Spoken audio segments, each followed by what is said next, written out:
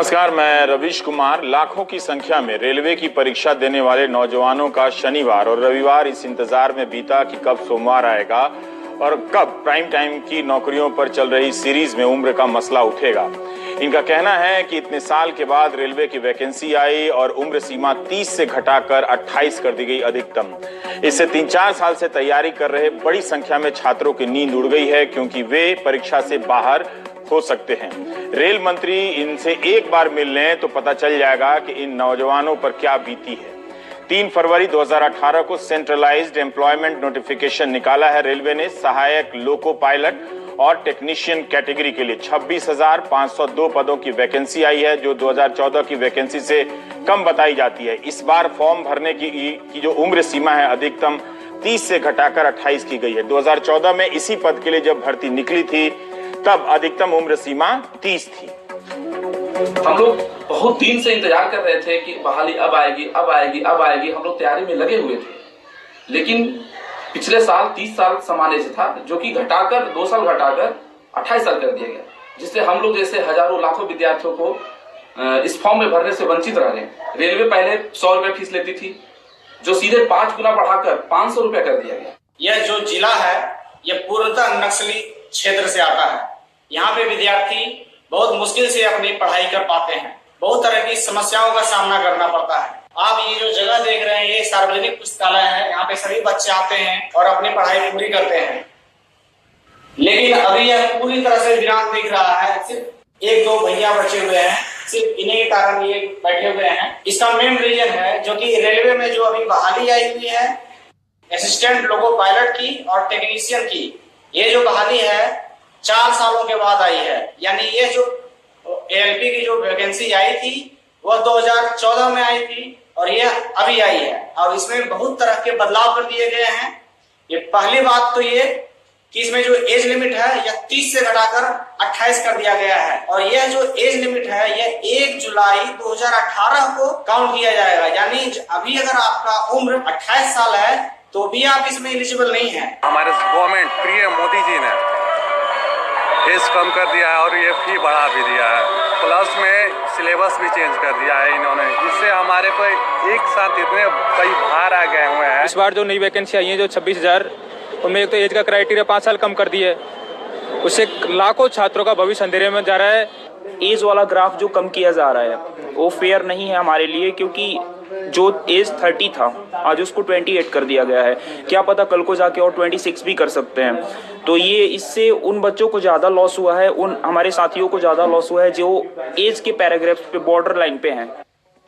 यही नहीं, इस बार फॉर्म भरने की फीस 500 रुपए रखी गई है। 2014 में ये 40 रुपए थी। 40 रुपए का फॉर्म 460 रुपए महंगा हो गया, जबकि आवेदन ऑनलाइन हो रहा है। ऑनलाइन में तो सस्ता होना चाहिए, मगर हो गया महंगा। हर बार के फॉर्म में लिखा होता है कि सीट की संख्या घटाई बढ़ाई जा सकती है, सो इस बार भी लिखा हुआ है। 2015 की परीक्षा में अंतिम चरण के बाद 4000 सीटें कम कर दी गई थी, ऐसा छात्रों का कहना है। रेल मंत्री को देखना चाहिए कि उम्र सीमा में 2 साल की कटौती करने से नौजवानों पर क्या असर पड़ता है। यह समस्या तमाम सांसदों को भी रेल मंत्री के पास रखनी चाहिए। आप ये तस्वीर अब अपने कैमरे पर हमारी कैमरा सहयोगी पूजा आर्या की नजर से देख रहे हैं। टीवी में कैमरा के काम करीब करीब बंद होने लगे हैं, इसलिए इस तरह के शॉट जो कहानी को बेहतर तरीके से उभारते हैं अब कम मिलेंगे। दिल्ली के मुखर्जी नगर में विभिन्न परीक्षाओं की तैयारी के लिए यहाँ कुंजी वाली किताबों की दुनिया अखबार और न्यूज चैनलों की दुनिया से अलग है। रेलवे की परीक्षा से संबंधित कई किताबें हैं, फॉर्म बिक रहे हैं। यहाँ आएंगे तो हजारों की संख्या में नौजवान सरकारी नौकरियों की तैयारी में मिलेंगे। उनके चेहरे पर तैयारी की एकाग्रता नजर आएगी। कोचिंग चलाने वाले भी कह रहे हैं कि रेलवे की जो भर्ती निकली है उसमें अधिकतम उम्र सीमा 30 से घटाकर 28 जो की गई है वो गलत हुआ है। रेलवे का एक बड़ा आकर्षण है बच्चों में। बहुत दिन से वैकेंसी नहीं आई, अभी एक बड़ी संख्या में वैकेंसी आई तो हम अपने इंक्वायरी डेस्क पे देख रहे हैं कि बच्चे रेलवे के लिए बहुत सारे आ रहे हैं। उनमें है कि हम अगर टू द पॉइंट तैयारी करें, हम इतने दिनों से इंतज़ार कर रहे थे तो हमको जल्दी रेलवे में नौकरी मिल जाएगी। तो उनका एक बड़ा वर्ग अब इंक्वायरी डेस्क पे आ रहा है कि हम रेलवे की तैयारी करें। करीब 6-7 लाख बच्चे हमारे इंक्वायरी डेस्क से गुजर चुके हैं। स्टूडेंट तैयारी तो अपने पैटर्न पे करता रहता है, लेकिन 4 साल के बाद जो वैकेंसी आती है उसमें एक भटकाव और डायलेमा की स्थिति बच्चे में पैदा होती है।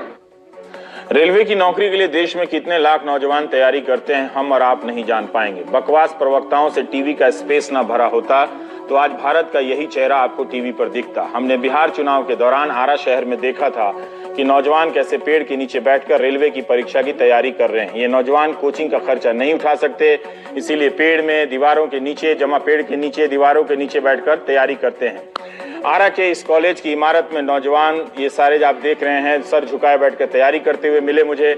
हमें दिल्ली में बैठकर पता भी नहीं चलता कि नौकरियों के लिए भारत का नौजवान किस मानसिक, आर्थिक और मनोवैज्ञानिक हालात का सामना करता है और कितना परिश्रम करता है। छात्रों का कहना है कि इतने साल बाद बहाली आई, हम सब भर्ती की आस में कई महीनों से तैयारी कर रहे थे और अब उम्र के कारण इम्तिहान से बाहर हो जाएंगे, हमारी तैयारी बेकार। ये तस्वीर बताती है कि नौजवान नौकरी की आस में दधीची ऋषि की तरह हड्डी गला रहे हैं। इनके साथ इनके माँ बाप भी अपनी कमाई गला रहे हैं। आप इनके नजदीक जाइए तो पता चलेगा इस वक्त वो क्या सुनना चाहते हैं। 2 मार्च 2017 को एक ब्लॉग लिखा था मैंने, इसका आधार था टाइम्स ऑफ इंडिया में छपी प्रदीप ठाकुर की रिपोर्ट। खबर थी कि रेलवे में 2 लाख नौकरियां कम कर दी गई हैं। अगर 2 लाख कम होंगी तो इन नौजवानों पर क्या बीतेगी। क्या इन्हें इनके नजदीक जाकर इनके सांसदों ने बताया है कि तैयारी कम करो, हमने 2 लाख नौकरियां कम करवा दी हैं, पकौड़े तलो। मेरी राय में बता देना चाहिए। इस ब्लॉग में प्रदीप ठाकुर की जो रिपोर्ट थी, आप जो लिखा था वो समय के अनुसार था। आप देखेंगे कि जो प्रदीप ठाकुर ने अपने ब्लॉग पे जो अपनी रिपोर्ट जो थी वो टाइम्स ऑफ इंडिया के भीतर के पन्नों में कहीं कोने में छपी हुई थी और इस रिपोर्ट में लिखा था कि 2015 से 2018 तक रेलवे के मैन पावर में कोई बदलाव नहीं होगा। क्या वाकई ऐसा हुआ? इसके लिए हमने इस बार के बजट पत्र में दिए गए आंकड़ों को ही आधार माना है, देखा है। आप चाहें तो लिंक बजट का चटका सकते हैं। एक्सपेंडिचर प्रोफाइल में part 4 establishment and public enterprises के पहले सेक्शन में जाना होगा। हमने 2000 के बजट से चेक किया है, रेलवे में नौकरियों की संख्या 2013 से ही कम होती जा रही है।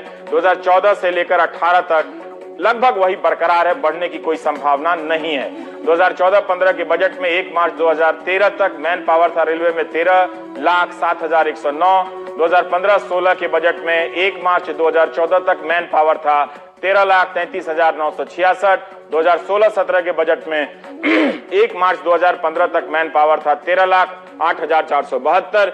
2017-18 के बजट में 1 मार्च 2016 तक मैन पावर था 13,08,472। 2018-19 के बजट में 1 मार्च 2017 का मैन पावर है 13,08,472। क्या फिक्स कर दिया गया है कि डेटा ही ना बदले। 3 साल से रेलवे के मैन पावर में कोई वृद्धि नहीं है।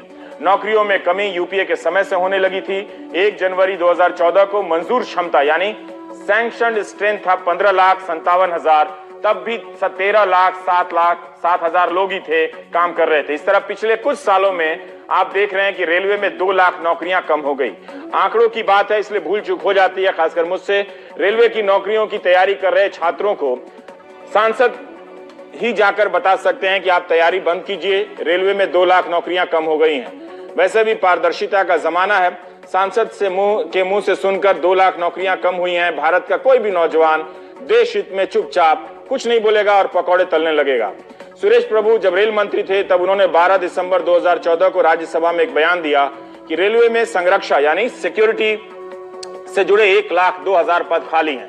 मुझे नहीं लगता कि ये पद भरे गए हैं या नहीं भरे गए हैं। रेल मंत्री चाहे तो 10 मिनट ट्वीट करके बता सकते हैं कि इन पदों को भरा गया है कि नहीं भरा गया है।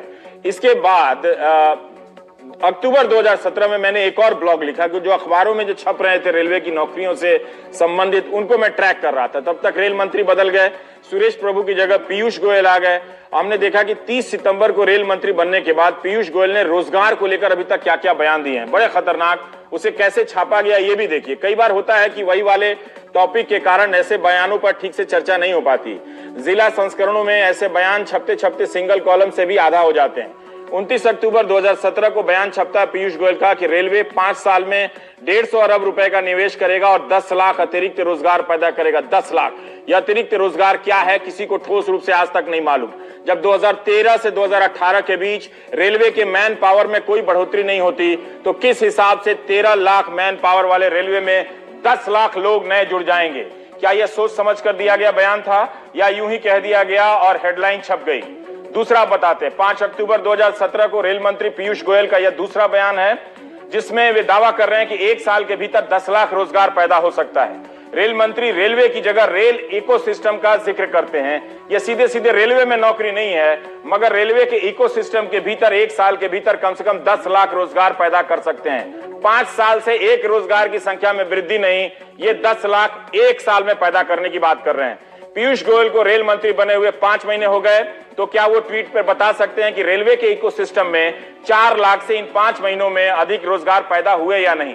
अगर 12 महीने में कम से कम 10 लाख पैदा कर सकते हैं तो 5 महीने में कम से कम 4,20,000 रोजगार का हिसाब दे सकते हैं।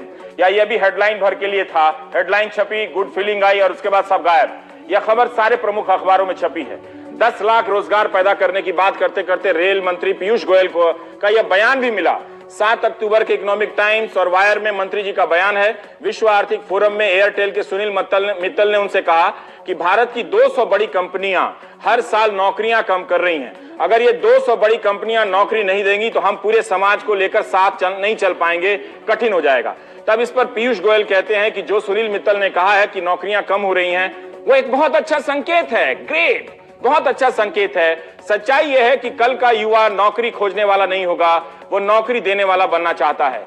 देश ज्यादा से ज्यादा युवाओं को एंटरप्रेन्योर उद्यमी के रूप में देखना चाहता है। नौजवानों को ही सोचना चाहिए कि कहीं उनकी सोच और सरकार की सोच में अंतर तो नहीं आ गया है। सरकार आपको उद्यमी के रूप में देखना चाहती है और आप हैं कि उसे नौकरी मांगने में टाइम खराब कर रहे हैं। रेलवे में नौकरियां आ नहीं रही हैं और नौजवान नौकरियों की तैयारी में लगे हैं। सरकार को भी नौजवानों को ईमेल भेज देना चाहिए कि हम चाहते हैं कि आप नौकरी देने वाला बने, नौकरी मांगने वाला नहीं। वैसे सरकार अपनी यह बात हर मोर्चे पे गंभीरता से कह रही है कि हम युवाओं को जॉब सीकर नहीं, गिवर बनाना चाहते हैं। सीकर यानी राजस्थान वाला सीकर नहीं, अंग्रेजी वाला सीकर यानी नौकरी मांगने वाला नहीं, नौकरी देने वाला। चिदम्बरम साहब का ट्वीट पढ़ रहा था कि मुद्रा बैंक के तहत पकौड़े लगाने का किसी ने ठेला लगा दिया, इसको रोजगारी कहते हैं। हाँ, मैं मानता हूं कि बेरोजगारी से तो अच्छा है कि कोई युवा मजदूरी कर मेहनत कर पकौड़ा लगा, अपने परिश्रम से पसीना बहाकर हजारों लाखों करोड़ों युवा जो स्वरोजगारी की दिशा में आगे बढ़ रहे हैं, पकौड़ा बना रहे हैं, छोटी छोटी स्वरोजगारी ले रहे, उसको आप भिक्षुक के साथ कंपेयर करेंगे? सभापति महोदय, पकौड़ा बनाना कोई शर्म की बात नहीं है, इसको भिक्षुक के साथ कंपेयर करना शर्म। बीजेपी के पास एक स्कीम थी जहां इतने 15,000 करोड़ में कुछ 80 करोड़ बन सकते हैं, लेकिन वो हमसे शेयर नहीं करते। वो हमसे शेयर करते तो कितना देश सुखी हो जाता। हमारा भी इसमें 13,000 में काम हो जाता थे, इसमें 43,000 में काम होता। लेकिन वो जो उन्होंने अपने तक ही सहमत रखा है, उसको मैं विनती करता हूं उसको जरा शेयर करें सदन के साथ, हम भी अपनी पार्टी में उसका उपयोग करें तो शायद हमारा भी कुछ उत्थान हो और देश के करोड़ों लोगों के साथ भी उसको शेयर करें। उन 10 करोड़ बच्चों के साथ जिनके साथ वादा किया उनके साथ वो जरा शेयर करें ताकि उनका भी उत्थान हो। अमित शाह इस बार सीरियस हैं। उन्होंने इस बार प्रधानमंत्री के बयान को जुमला नहीं कहा। चुनाव में जब हर किसी को 15 लाख देने की बात पर एंकर किशोर अजवानी ने सवाल किया तो अमित शाह ने कहा कि वो जुमला था। प्रधानमंत्री ने जब जी न्यूज के सुधीर चौधरी से कहा कि पकौड़े तलकर जो 200 रुपए कमाता है वो भी तो रोजगार है, पता नहीं कुछ लोग क्यों उम्मीद कर रहे थे कि अमित शाह इस बार भी बोल देंगे कि वो जुमला था, मगर अमित शाह ने इस बार जुमला नहीं बोला। इसका मतलब है कि पकौड़ा तलने या तलवाने को लेकर काफी गंभीर है मामला। चालू हो जो हमसे टकराएगा,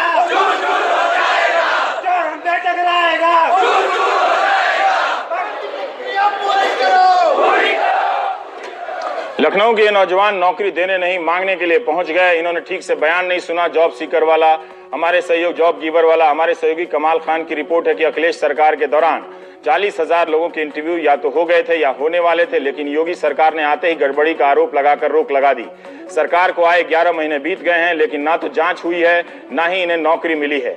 राजनीति ने 3 साल तक न्यूज चैनलों पर तिरंगे को लेकर इतनी बहस कराई कि अब नौजवान भी समझ गए हैं इसकी ताकत। इनके हाथों में तिरंगा है और मांग कर रहे हैं कि 9 महीने तक किसी को अधीनस्थ चयन सेवा आयोग का अध्यक्ष नहीं बनाया।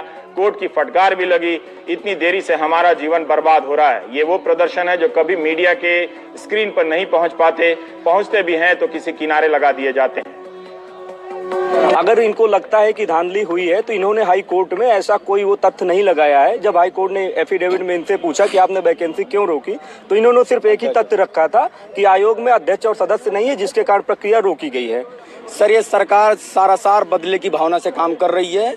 ये अखिलेश सरकार की पुरानी भर्तियों को करनी नहीं चाहती है। इसमें हम 40,000 लड़कों का क्या दोष है सर? हम किसी राजनीतिक पार्टी से नहीं है, न हमारा कोई राजनीतिक मुद्दा है। हमारा सिर्फ इतना कहना है कि हमारा जो हक है हमें दिया जाए। हम लोग ने इंटरव्यू में रोक लगा दिया जाए। ग्राम विकास अधिकारी कनिष्ठ शायद जूनियर असिस्टेंट का सारी वैकेंसियों पर रोक लगा रखी है। हम सिर्फ इनसे इतना चाहते हैं, अध्यक्ष महोदय भी आ चुके हैं, हमारे इंटरव्यू बहाल करें। सर, हम लोग 40,000 जो बेरोजगार छात्र हैं, हमारी क्या पार्टी? हम लोग तो बेरोजगार गरीब छात्र हैं, हमारी कोई राजनीतिक पार्टी थोड़ा है।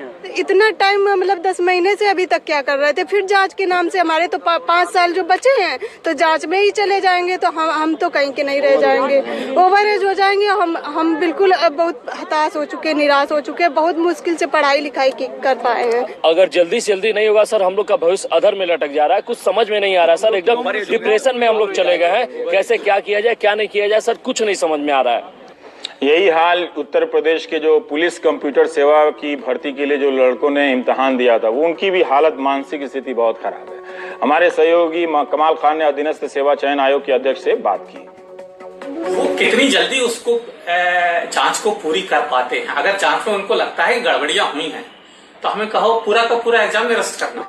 इस बयान का कोई मतलब नहीं, लेकिन कह दिया गया। अगर ये नौजवान पकौड़ा बेच रहे होते तो आज इनका पूरा दिन एक मामूली नौकरी के लिए प्रदर्शन करने में खराब नहीं होता। वैसे हमारा फोकस पकौड़ा पर नहीं, इस पर है कि जो परीक्षाएं हो रही हैं, जिसके लिए चयन आयोग में लोग नौकरी कर रहे हैं, लेदर की कुर्सी पर बैठे हुए हैं, एक कार्मिक मंत्री मौज करता है गाड़ी समेत, उन सब का क्या रिजल्ट है?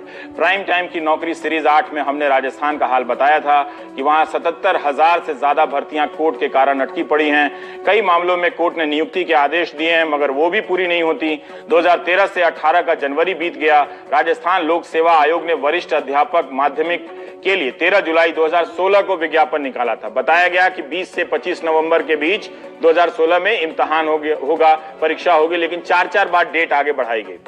अंत में जाकर परीक्षा होती है जुलाई 2017 में। विज्ञापन निकलने के 1 साल बाद रिटर्न परीक्षा, उसके 6 महीने बाद नतीजे आते हैं, वो भी सिर्फ 2 विषयों के। तो विज्ञान के लिए 306 उम्मीदवारों को सफल घोषित कर दिया गया है।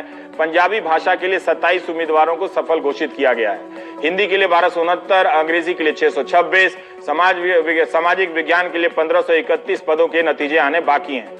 हर नतीजे के बाद कुछ ना कुछ विवाद होता है। इसमें भी लोगों ने निकाल लिया, नंबर जिसका कम है उसका भी आ गया शायद। इस कारण भी परीक्षाएं लटकती हैं। मगर ये दिक्कत तो यूपीएससी के साथ कभी नहीं होती, क्योंकि यूपीएससी के खिलाफ भी बहुत सारे कोर्ट मुकदमे होते हैं, शिकायतें होती हैं, लेकिन परीक्षा होती है समय पर और रिजल्ट आता है। हमने प्राइम टाइम के सीरीज 8 में बताया था कि राजस्थान में जो इस तरह की जो ये सारा ये दैनिक भास्कर के सोर्स से उसमें रिपोर्ट से हमने ली थी कि 77,413 पदों की ये भर्तियां हैं। 15,613 भर्तियां, ये 61,000 कांग्रेस के शासन के समय की हैं, जो अभी तक पूरी नहीं हुई है। 2000 ये बीजेपी के शासन वसुंधरा राजे की सरकार के समय से हैं, और 2013 से विद्यालय सहायक के लिए 33,000 भर्तियां निकली थी। अभी तक इनका पता नहीं। हम भी इंतजार कर रहे हैं कि सरकार कुछ करे। वरिष्ठ अध्यापक माध्यमिक शिक्षा का ये सब जो रिजल्ट आया है, उसका प्रतिक्रिया आप देखिए उनकी, छात्रों की। पीएससी द्वारा 2015 में द्वितीय श्रेणी शिक्षक भर्ती के लिए 9,600 पदों हेतु भर्ती निकाली गई। काफ़ी लंबे समय तक परीक्षा नहीं करवाने पर जब अभ्यर्थियों ने प्रदर्शन दिया तो मई 2017 में परीक्षा करवाई, परंतु 7 माह तक भी इसका रिजल्ट नहीं आया। परंतु एनडीटीवी पर रवि सर ने प्राइम टाइम में इस विषय पर सीरीज चलाई तो आरपीएससी ने रिजल्ट विषयवार घोषित करना शुरू कर दिया। राजस्थान पब्लिक सर्विस कमीशन की हालत है, यहाँ पर एक भर्ती पूरी होने में करीबन 4 से 5 वर्ष का समय लग जाता है और हम अभ्यर्थी दर दर की ठोकरें खाते फिरते हैं। सर, जैसा कि आपको एक उदाहरण बताऊं, 2015 में द्वितीय श्रेणी शिक्षक भर्ती के करीबन 9,000 पदों के लिए आवेदन मांगे गए थे। काफी लंबे इंतजार के बाद मई 2017 में परीक्षा आयोजित करवाई गई, लेकिन 7-8 महीने के उपरांत भी रिजल्ट जारी नहीं किया गया। लेकिन सर आपके प्राइम टाइम के बाद आरपीएससी हरकत में आई और कल से उसने विषयवार परिणाम जारी करना प्रारंभ कर दिया है। लेकिन उसके बाद एक गंभीर खामी ये छोड़ दी है आरक्षण को लेकर कि कुछ वर्गों को आरक्षण मिल गया है और कुछ वर्गों को आरक्षण नहीं मिला है, जिससे ये शंका उत्पन्न हो जाती है कि अभ्यर्थियों को ज्वाइनिंग मिलने में अभी देरी होगी। ये बेहद किसी नेता को आपने देखा, ये 12 सीरीज हो गई बोलते हुए कि नौजवानों को नौकरी मिलनी चाहिए, चयन आयोगों की बैठक होते हुए हड़कंप मचे हुए, कहीं कहीं सुधार हो रहा है लेकिन ज्यादातर नहीं, क्योंकि हमारे नेता यही समझते हैं कि जो नौजवान हैं इनको हिंदू मुस्लिम से संबंधित कोई भी मसला दे दो, ये सारा काम अपनी जिंदगी छोड़ के दंगाई बनने लगेंगे और उसी तरह के आक्रामक बहस करने लगेंगे। पर ऐसा नहीं है, नौजवानों को अपनी जिंदगी चाहिए, नौकरी चाहिए। ये बेहद उत्साहजनक बात है कि बड़ी संख्या में नौजवानों ने मुझे शपथ पत्र भेजा है कि वे हिंदू मुस्लिम राजनीति नहीं करेंगे, ना तो इस टॉपिक पर कोई टीवी डिबेट देखेंगे, ना इसमें हिस्सा लेंगे। उम्मीद है कि वे शपथ पत्र पर कायम रहेंगे और मैंने भी ये शर्त बनाई है कि अगर आप अपनी किसी परीक्षा से संबंधित चीजों को कवर कराना चाहते हैं तो आपको ये शपथ पत्र देना पड़ेगा कि आप कभी हिंदू मुस्लिम नहीं करेंगे, वरना यही टॉपिक टीवी पे चलेगा और आपके मुद्दे कभी टीवी पर नहीं आएंगे। कभी बहस जरूरी हो जाती है, वो बहस होती रहेगी, उससे करने में कोई दिक्कत नहीं है, लेकिन दिन रात और हर समय यही हो, ये अच्छा नहीं है। हमारे पास कई संगठनों की शिकायतें पहुंची हैं, हम उसे बता देते हैं कि हम अभी तैयारी कर रहे हैं। एसएससी ने कई विभागों से अभी भी नियुक्ति का भरोसा तो दिया है, पर अब कई विभागों से उन्हें सूचना नहीं मिल रही है। जैसे पीआईबी से उन्हें लेटर तो आने लगे हैं, मगर अभी हैंडीक्राफ्ट डिपार्टमेंट है टेक्सटाइल का, उससे उन्हें कोई अभी तक जानकारी नहीं मिल रही है, मौसम विभाग से नहीं मिल रही है। तो हमको पता चल रहा है कहां कहां नौजवान परेशान है। कई चिट्ठियों में गोलमोल बातें हैं, लगता है कि टल जाएगा, एंकर किसी और ब्रेकिंग न्यूज में चला जाएगा। मैं कोई ब्रेकिंग न्यूज नहीं करने वाला, मार्च की जगह अप्रैल तक नौकरी सीरीज करने वाला हूं। तो मैं कहीं जाने वाला नहीं, कोई दूसरी बड़ी खबर हो तो आप किसी और चैनल पर या मेरे से पहले या मेरे बाद मेरे ही चैनल पर देख सकते हैं। एसएससी सीएचएसएल 2015 के तहत मिलिट्री इंजीनियरिंग सर्विसेज की शिकायत आई है, टेक्सटाइल, मौसम, फॉरेस्ट इत्यादि विभाग। SSC CGL 2016, SSC junior engineer exam 2015, research assistant, civil engineering, postman, mail guard, MTS, सीधी बहाली Maharashtra circle, Gujarat circle, UP police computer operator, Maharashtra सहायक अध्यापक पद, पीजीटी गणित, हरियाणा लोक सेवा आयोग, यूपीएसएससी अधीनस्थ सेवा चयन आयोग, Haryana SSC PGT, Haryana SSC विविध परीक्षाएं, यूपी पुलिस कंप्यूटर ऑपरेटर बहाली, UP TET 2017, UP BTC 12460, UP PSC engineering services, Bihar SSC BPSC Bihar, Bihar TET, ये जो टीचर्स क्वालिटी वाला एलिजिबिलिटी टेस्ट वाले होते हैं, बड़े परेशान हैं, ये हर जगह तंबू गाड़ कर भूख हड़ताल पर बैठे हैं। यूपी बिहार में RRB NTPC exam 2015, Central Bank of India अभी भी नजर है इस पर, AFO PO apply state corporation social security officer 2014, Jharkhand SSC विविध परीक्षाएं, झारखंड लोक सेवा आयोग विविध परीक्षाएं, IBPS regional rural bank 2016, SBI PO, railway commercial special apprentice 2015, West Bengal staff selection commission clerk exam 2015, UP assistant professor बहाली, Delhi university ad hoc, UPSSC SET, Uttar Pradesh Jal निगम सहायक अभियंता बहाली, बिहार में भी जल निगम वाले बड़े जूनियर इंजीनियर बहुत परेशान हैं। तो बहुत सारा है, पंजाब से भी मिल रहे हैं। तो इतनी लिस्ट आ गई है कि नौकरियों पर अब हमारी 12वीं सीरीज है ये, इतने मेल आ गए हैं कि अब हमें अलग से पोस्टल डिपार्टमेंट बनाने पड़ेंगे। कई लोग तबादले को लेकर, व्यक्तिगत केस को लेकर लिख रहे हैं, प्लीज ऐसा ना करें, हम नहीं कर सकते, इतना नहीं संभाल सकते। कोशिश करेंगे कि सभी की शिकायतें आ जाएं। ब्रेक के बाद हम बात करेंगे अंकित सक्सेना की।